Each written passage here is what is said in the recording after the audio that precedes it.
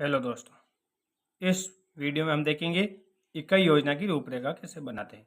तो इकाई योजना में देखिए, जैसे क्रम संख्या 1, क्रम संख्या 2।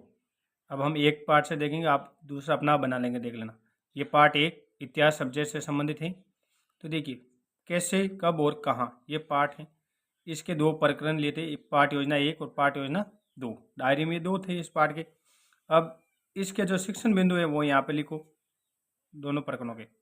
उसके बाद दोनों के मिक्स उद्देश्य लिख दो आप, जो वहाँ पे लिखे ज्ञानात्मक बोध, ज्ञानोपयोग, कौशल, अभिरुचि, अभिव्यक्ति।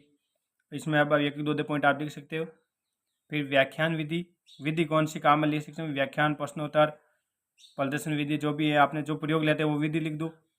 फिर छात्र अध्यापक क्रिया की थी कि अभी प्रस्तावना प्रश्न पूछे गए थे, उद्देश्य गठन किया गया, विकासात्मक प्रश्न पूछे गए, छात्र अध्यापक कथन किया गया, बोध प्रश्न पूछे गए, बाद में पूर्णावती मूल्यांकन प्रश्न भी पूछे गए।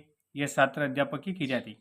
तो छात्र की क्रिया की थी कि भाई पूछे गए प्रश्नों के उत्तर देंगे, विकासात्मक प्रश्न पूछे गए तो उनका भी उत्तर देंगे। का छात्र अध्यापक कथन था तो ध्यानपूर्वक सुनेंगे, समझेंगे। बोध प्रश्न पूछे गए प्रश्नों के उत्तर देंगे। अब पाठ्य सामग्री, सामग्री कौन कौन सी थी, तो कक्षा उपयोगी सामग्री काम आती है, जैसे चौक, डस्टर, लपेट प्लग, संकेतक।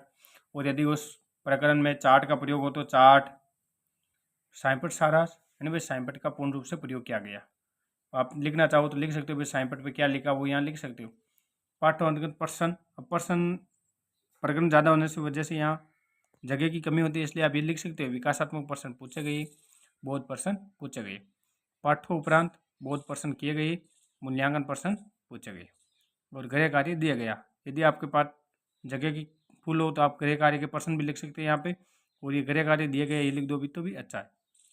तो ये थी इकाई योजना इतिहास से संबंधित।